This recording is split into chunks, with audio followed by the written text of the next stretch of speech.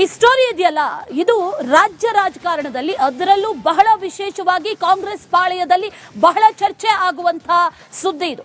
ರಾಜಣ್ಣ ಒಂದು ಮಾತನ್ನ ಆಡಿದ್ದಾರೆ, ಒಂದು ಸ್ಟೇಟ್ಮೆಂಟ್ ಕೊಟ್ಟಿದ್ದಾರೆ, ಎಕ್ಸ್ಕ್ಲೂಸಿವ್ ಆಗಿ ರಿಪಬ್ಲಿಕ್ ಕನ್ನಡದ ಜೊತೆ ಮಾತಾಡಿದ್ದಾರೆ. ಪವರ್ ಶೇರಿಂಗ್ ಹಗ್ಗ ಜಗ್ಗಾಟ ನಡೀತಾ ಇದೆ ಒಂದು ಕಡೆ, ಅದರ ನಡುವೆ ಮತ್ತೊಂದು ಬಾಂಬ್ ಸಿಡಿಸಿರೋದು ಕೆಎನ್ ರಾಜಣ್ಣ. ಮಾಜಿ ಸಚಿವ ಕೆಎನ್ ರಾಜಣ್ಣ ಸಿಡಿಸಿರುವಂತಹ ಬಾಂಬ್ ಆದ್ರೂ ಎಂತದ್ದು? ರಿಪಬ್ಲಿಕ್ ಕನ್ನಡದ ಮೆಗಾ ಡಿಬೇಟ್ ನಲ್ಲಿ ರಾಜಣ್ಣ ಸ್ಫೋಟಕವಾದಂತಹ ಮಾತನಾಡಿದ್ದಾರೆ. ಈ ಮಾತು ಕಾಂಗ್ರೆಸ್ ಪಾಳೆಯದಲ್ಲಿ ಭಾರಿ ಚರ್ಚೆ ಆಗೋದಂತೂ ಕನ್ಫರ್ಮ್.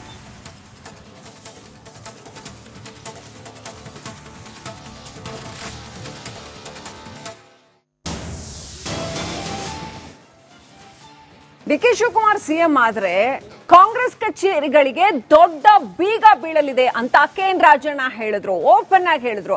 ಯಾಕೆ ಹಂಗ ಹೇಳಿದ್ರು? ಡಿಕೆ ಶಿವಕುಮಾರ್ ಸಿಎಂ ಆದ್ರೆ ಕಾಂಗ್ರೆಸ್ ಕಚೇರಿಗಳಿಗೆ ದೊಡ್ಡ ಬೀಗ ಬೀಳತ್ತೆ, ರಾಜ್ಯದ ಕಾಂಗ್ರೆಸ್ ಕಚೇರಿಗಳಿಗೆ ಬೀಗ ಹಾಕಬೇಕಾಗತ್ತೆ ಅಂತ ಮಾಜಿ ಸಚಿವ ಕೆಎನ್ ರಾಜಣ್ಣ ಎಕ್ಸ್ಕ್ಲೂಸಿವ್ ಆಗಿ ರಿಪಬ್ಲಿಕ್ ಕನ್ನಡ ಮೆಗಾ ಡಿಬೇಟ್ ನಲ್ಲಿ ಮಾತನಾಡಿದ್ರು, ಮಹಾಭಾರತದಲ್ಲಿ ಮಾತನಾಡಿದ್ರು.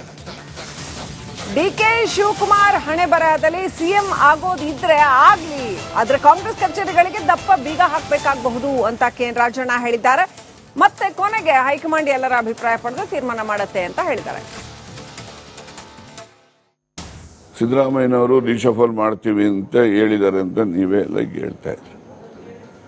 ಮತ್ತೆ ಇನ್ನೊಬ್ರು ಹೇಳ್ತಾ ಇದ್ರು, ಮುಖಂಡರು ರೀಶಫಲ್ ಇಲ್ಲ ಅಂತ ಹೇಳ್ತಾ ಇದ್ರು. ಇದೆಯೋ ಇಲ್ಲವೋ ಅಂತಕ್ಕಂಥ ಪ್ರಶ್ನೆಗೆ ನಾನು ನಮ್ಮ ಸ್ನೇಹಿತರಿಗೆ ಉತ್ತರ ಹೇಳಿದ್ದು, ನೋಡಪ್ಪ, ಸಿದ್ದರಾಮಯ್ಯನವ್ರು ಏನಾದರೂ ರೀಶಫಲ್ ಮಾಡಲಿಕ್ಕೆ ಹೈಕಮಾಂಡ್ ಅವರು ಅವಕಾಶ ಕೊಟ್ಟರೆ ಅವರೇ ಇರ್ತಾರೆ. ಅವರು ರೀಶಫಲ್ ಮಾಡಲಿಕ್ಕೆ ಅವಕಾಶ ಕೊಡದೇ ಇದ್ರೆ ರಾಜಕೀಯ ಸ್ಥಿತ್ಯಂತರಗಳು ಬೇರೆ ಬೇರೆ ರೀತಿಯಲ್ಲಿ ಆಗ್ತವೆ, ನಡವಳಿಕೆಗಳು ಅಂತ ಹೇಳಿದ್ದೀನಿ. ಅದೇನಾಗ್ತದೆ, ಏನು ಬಿಡುತ್ತೆ ಅಂತೇಳಿ ಊಹೆಗೆ ಈಗಲೇ ಮಾಡ್ಲಿಕ್ಕೆ ಆಗೋದಿಲ್ಲ.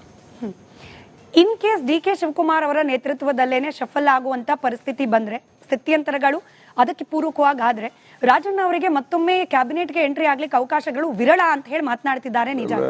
ಡಿಕೆ ಶಿವಕುಮಾರ್ ಶಫಲ್ ಮಾಡಕ್ಕೆ ಅವ್ರು ಮುಖ್ಯಮಂತ್ರಿನೇ ಆಗಿಲ್ವಲ್ಲ. ಆದ್ರೆ ಮಂತ್ರಿಮಂಡಲ ಫಾರ್ಮೇಶನ್ ಅದು. ನೀವ್ ಒಳಗ್ ಹೋಗ್ತೀರಾ ಅನ್ನೋದು ಪ್ರಶ್ನೆ. ನಾನು ಒಳಗ್ ಹೋಗ್ತೀನೋ ಬಿಡ್ತೀನೋ ನಾನು ಅದ್ರ ಬಗ್ಗೆ ಯೋಚನೆ ಮಾಡಿಲ್ಲ. ನೇರವಾಗಿ ಪ್ರಶ್ನೆ ಕೇಳ್ತೀನಿ ಸರ್. ರಾಜಣ್ಣ ಅವ್ರಿಗೂ ಡಿಕೆ ಶಿವಕುಮಾರ್ ಅವ್ರಿಗೂ ಸರಿ ಹೊಂದೋದೇ ಇಲ್ಲ ಅಂತ ಹೇಳಿ ಅನೇಕರು ಮಾತನಾಡ್ತಾರೆ. ಅನೇಕ ಪ್ರಸಂಗಗಳು ಕೂಡ ಅದಕ್ಕೆ ಪೂರಕವಾಗಿ ನಡೆದು ಹೋಯ್ತು. ನಿಜಾನ ಡಿಕೆ ಶಿವಕುಮಾರ್ ಅವ್ರಿಗೂ ರಾಜಣ್ಣ ಅವ್ರಿಗೂ ಎಣ್ಣೆ ಸೀಕೆಕಾಯಿ ಸಂಬಂಧ? ನನಗೂ ಡಿಕೆ ಶಿವಕುಮಾರ್ ಅವ್ರಿಗೂ ಯಾವುದೇ ವೈಯಕ್ತಿಕ ವಿರೋಧಾಭಾಸಗಳು ಇಲ್ಲ. ಕೆಲವೊಮ್ಮೆ ಸೈದ್ಧಾಂತಿಕವಾಗಿ ನಮಗೂ ಅವ್ರಿಗೂ ವ್ಯತ್ಯಾಸ ಇದೆ, ಇಲ್ಲ ಅಂತ ನಾನು ಹೇಳೋದಿಲ್ಲ.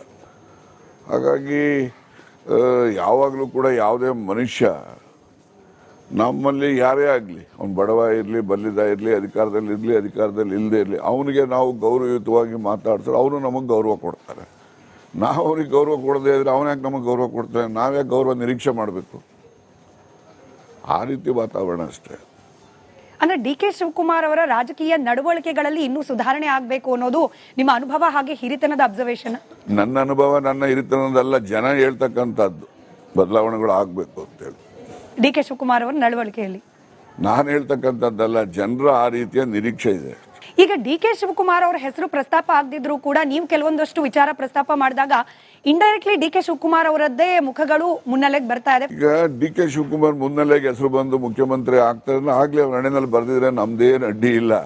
ಆದ್ರೆ ಕಾಂಗ್ರೆಸ್ಗೆ ದಪ್ಪದೊಂದು ಬೀಗ ತಯಾರು ಮಾಡಿ, ನವತಾಲ್ ಬೀಗ ಏನೋ ಹೇಳ್ತಾವ್ರಲ್ಲ, ಅದೇನೋ ಬಹಳ ಒಳ್ಳೆ ಬೀಗ ಅಂತೇಳಿ, ಆ ತರದೊಂದು ಬೀಗ ಎಲ್ಲ ಕಾಂಗ್ರೆಸ್ ಆಫೀಸ್ಗೆ ಹಾಕ್ಬೋದು. ಡಿಕೆ ಶಿವಕುಮಾರ್ ಅವರು ಸಿಎಂ ಆದ್ರೆ?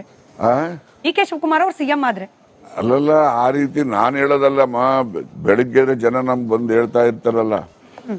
ಅಂದ್ರೆ ಡಿಕೆ ಶಿವಕುಮಾರ್ ಸಿಎಂ ಆದ್ರೆ ಕಾಂಗ್ರೆಸ್ ನೀವ್ಗೆ ಇನ್ನೊಂದು ನಾನು ಸ್ಪಷ್ಟ ಮಾಡ್ತೇನೆ, ಯಾರೇ ಮಂತ್ರಿ ಆಗೋದಿರ್ಲಿ, ಯಾರೇ ಮುಖ್ಯಮಂತ್ರಿ ಆಗೋದಿರ್ಲಿ, ಅದೆಲ್ಲವೂ ಕೂಡ ಅಂತಿಮವಾಗಿ ದೆಹಲಿ ಬೃಹಸ್ಪತಿಗಳು, ದೆಹಲಿಲಿ ಇರ್ತಕ್ಕಂಥ ನಾಯಕರುಗಳು ತೀರ್ಮಾನ ಮಾಡುವಂಥದ್ದು.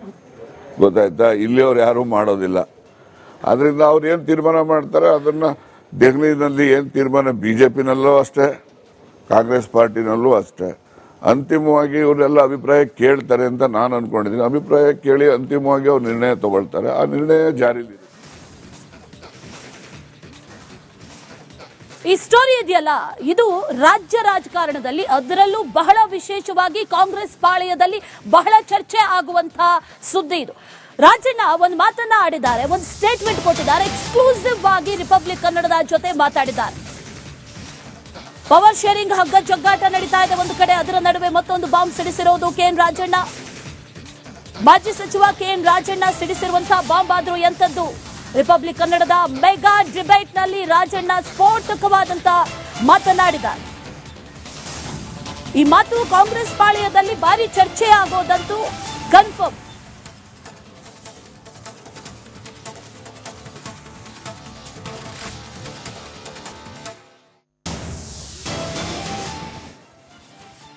ಡಿಕೆ ಶಿವಕುಮಾರ್ ಸಿಎಂ ಆದ್ರೆ ಕಾಂಗ್ರೆಸ್ ಕಚೇರಿಗಳಿಗೆ ದೊಡ್ಡ ಬೀಗ ಬೀಳಲಿದೆ ಅಂತ ಕೆಎನ್ ರಾಜಣ್ಣ ಹೇಳಿದ್ರು, ಓಪನ್ ಆಗಿ ಹೇಳಿದ್ರು. ಯಾಕೆ ಹಂಗ್ ಹೇಳಿದ್ರು? ಡಿಕೆ ಶಿವಕುಮಾರ್ ಸಿಎಂ ಆದ್ರೆ ಕಾಂಗ್ರೆಸ್ ಕಚೇರಿಗಳಿಗೆ ದೊಡ್ಡ ಬೀಗ ಬೀಳತ್ತೆ, ರಾಜ್ಯದ ಕಾಂಗ್ರೆಸ್ ಕಚೇರಿಗಳಿಗೆ ಬೀಗ ಹಾಕ್ಬೇಕಾಗತ್ತೆ ಅಂತ ಮಾಜಿ ಸಚಿವ ಕೆಎನ್ ರಾಜಣ್ಣ ಎಕ್ಸ್ಕ್ಲೂಸಿವ್ ಆಗಿ ರಿಪಬ್ಲಿಕ್ ಕನ್ನಡ ಮೆಗಾ ಡಿಬೇಟ್ ನಲ್ಲಿ ಮಾತನಾಡಿದ್ರು, ಮಹಾಭಾರತದಲ್ಲಿ ಮಾತನಾಡಿದ್ರು. ಡಿಕೆ ಶಿವಕುಮಾರ್ ಹಣೆ ಬರಹದಲ್ಲಿ ಸಿಎಂ ಆಗೋದಿದ್ರೆ ಆಗ್ಲಿ, ಆದ್ರೆ ಕಾಂಗ್ರೆಸ್ ಕಚೇರಿಗಳಿಗೆ ದಪ್ಪ ಬೀಗ ಹಾಕಬೇಕಾಗಬಹುದು ಅಂತ ಕೆಎನ್ ರಾಜಣ್ಣ ಹೇಳಿದ್ದಾರೆ. ಮತ್ತೆ ಕೊನೆಗೆ ಹೈಕಮಾಂಡ್ ಎಲ್ಲರ ಅಭಿಪ್ರಾಯ ಪಡೆದು ತೀರ್ಮಾನ ಮಾಡುತ್ತೆ ಅಂತ ಹೇಳಿದ್ದಾರೆ. ಸಿದ್ದರಾಮಯ್ಯನವರು ರಿಶಫಲ್ ಮಾಡ್ತೀವಿ ಅಂತ ಹೇಳಿದ್ದಾರೆ ಅಂತ ನೀವೇ ಎಲ್ಲ ಹೇಳ್ತಾ ಇದ್ರಿ.